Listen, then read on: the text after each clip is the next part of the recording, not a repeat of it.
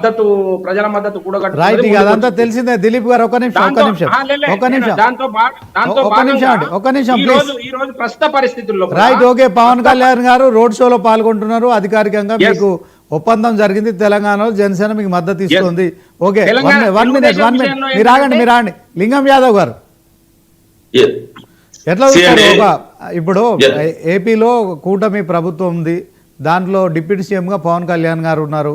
So Kishan Reddy గారు అలాగే రామచంద్రరావు కేంద్ర మంత్రి, రాష్ట్ర అధ్యక్షుల మా సమక్షంలో మరి జనసేన రాష్ట్ర అధ్యక్షుడు శంకర్ గౌడ్ మొత్తానికైతే మద్దతు ఇస్తుందని ప్రకటించారు. పవన్ కళ్యాణ్ కనుక రోడ్ షో చేస్తే నిజంగా ఫలితాలు ఏమైనా తారుమారైతే కాంగ్రెస్ పార్టీకి ఇబ్బంది ఉంటుందా, బీఆర్ఎస్ పార్టీకి ఇబ్బంది ఉంటుందా? ఏం చెప్తారు చెప్పండి. బీజేపీ కూడా మద్దతు జరుగుతుందా? ఇవాళ బీజేపీ, బీఆర్ఎస్, ఇప్పుడు జనసేన వీళ్ళు ఎవరు కలిసి పనిచేసినా, ఎవరు వచ్చి ఇక్కడ ఏ క్యాంపెయిన్ చేసినా కూడా జూబ్లీహిల్స్ ప్రజలు విజ్ఞులు, చాలా తెలివైన వాళ్ళు. ఇవాళ వాళ్ళు ఆల్రెడీ కాంగ్రెస్ పార్టీకి నవీన్ యాదవ్ గారి గెలుపు కోసం ఎదురు చూస్తున్నారు. వీళ్ళు ఎన్ని ప్రచారాలు చేసినా, ఇంకెంత మందిని తీసుకొచ్చి ఇక్కడ ప్రచారం చేయించినా కూడా ఇక్కడ ఒరిగేది ఏం లేదు. ఇవాళ చాలా స్పష్టంగా ఉన్నారు. 10 ఏళ్ల ఇవాళ బీఆర్ఎస్ బీజేపీ కొత్త కలిసి లేదు. పార్లమెంట్ ఎలక్షన్ లో 8 సీట్లు బీజేపీ గెలవడానికి బీఆర్ఎస్ పార్టీ 7 చోట్ల డిపాజిట్ పోయింది. అది గతంలో కలిసి పోటీ చేసిరు. బీజేపీ ఇప్పుడు జనసేన యాడైనా కూడా మాకు వచ్చే నష్టం ఏం లేదండి. జూబ్లీహిల్స్ లో గెలిచేది నవీన్ యాదవ్ గారు, ఒక బలహీన వర్గాల సంబంధించినటువంటి బిడ్డ, ఇవాళ చదువుకున్న వ్యక్తి, స్థానిక సమస్యల మీద అవగాహన ఉన్న వ్యక్తి, ప్రజలకు నిత్యం అందుబాటులో ఉన్నటువంటి నవీన్ యాదవ్ గారి వైపు ఇవాళ కాంగ్రెస్ ప్రజాప్రభుత్వం చేస్తున్నటువంటి అభివృద్ధి సంక్షేమ కార్యక్రమాల వైపు ఇవాళ జూబ్లీహిల్స్ ప్రజలు ఉన్నారు తప్ప ఎవరు ప్రచారం చేసినా లింగం యాదవ్ గారు. Okay, thank you. ఒక నిమిషం ఆగండి. ప్రజలు లేరండి. రైట్. ఒకటే లింగం యాదవ్. రవికుమార్ గారు.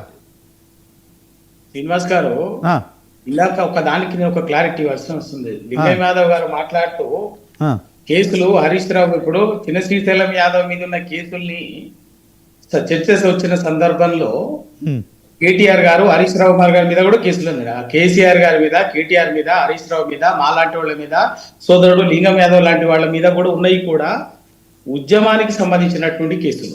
అది ఏ ఉద్యమం అని కావచ్చు, బీసీ ఉద్యమం కావచ్చు, సామాజిక ఉద్యమం, విద్యార్థి ఉద్యమం కావచ్చు, తెలంగాణ ఉద్యమాలకు సంబంధించినటువంటి కేసులు, రాజకీయ కేసులు. కానీ చిన్న శ్రీశైలం యాదవ్ మీద ఉన్నటువంటిది అటువంటి కేసులు కాదు. నేచర్ ఆఫ్ క్రిమినల్ కేసులు, criminal activities, anti social activities సంబంధించినట్టు. ఆ రెండింటిని పోల్చి చూడడం అన్నది విద్యావంతుడు మా లింగం యాదవ్ లాంటి సోదరుడికి అది తగదు. మళ్ళీ చర్చలింగదు. అందుకే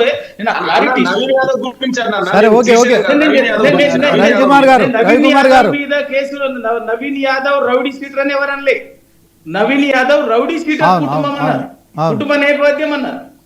ఎందుకంటే ఇప్పుడు ఆ రౌడీ షీట్ రవి గారు రాజశేఖర రెడ్డి గారే నిండు అసెంబ్లీలో నేను కూడా ఉన్నా, రిపోర్టింగ్ లో కోటేశ్వరరావు గారు కూడా ఉన్నారు. బాగా గుర్తుంది, కోటేశ్వరరావు గారు కూడా ఉన్నారు. అప్పుడు నేను కూడా ఉన్నా అసెంబ్లీలో. ఒక చిన్న శ్రీశైలం యాదవ్ లాంటి రౌడీ షీటర్ ని చంద్రబాబు నాయుడు పార్టీలో చేర్చుకుండని చాలా గట్టిగా గంటాపదగా మాట్లాడింది.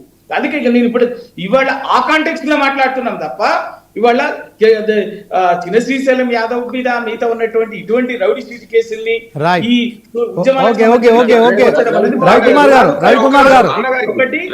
ఎన్ని అబద్ధాలు ఎన్ని బెదిరింపులు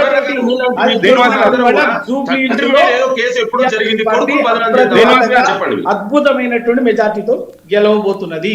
దాన్ని సహించలేకనే ముఖ్యమంత్రి గారు అన్ని ఇష్టానుసారంగా మాట్లాడుతున్నారు. ఇవాళ పవన్ కళ్యాణ్ గారు బీఆర్ఎస్ పార్టీ, జనసేన పార్టీ వచ్చినా కూడా ఇవాళ హైదరాబాద్ లో చంద్రబాబు నాయుడు కాంగ్రెస్ స్వయంగా తెలుగుదేశం పార్టీని రాజకీయంగా ఆత్మహత్య చేసుకున్నట్టు చేసినా కూడా ఇవాళ బీఆర్ఎస్ పార్టీని ఏం చేయలేరు. ఖచ్చితంగా బీఆర్ఎస్ పార్టీ. చెప్పండి. ఇప్పుడు ఈ రెండు పార్టీలకు అవకాశం ఇచ్చిరండి. ఒకసారి భారతీయ జనతా పార్టీకి అవకాశం ఇవ్వాలని జూబ్లీహిల్స్ ప్రజలు నిర్ణయించుకున్నారు. ఎందుకంటే ఆ 10 సంవత్సరాల్లో జూబ్లీహిల్స్ అభివృద్ధి జరగలేదు, ఈ 2 సంవత్సరాల్లో జూబ్లీహిల్స్ అభివృద్ధి జరగలేదు. కాబట్టి కొత్తగా భారతీయ జనతా పార్టీని హక్కున చేర్చుకోవాలని చెప్పి జూబ్లీహిల్స్ ప్రజలు నిర్ణయించుకున్నారు. దానికి మద్దతుగా జనసేన మద్దతు తెలపడం కూడా ఒక బలము యాడ్ అయింది.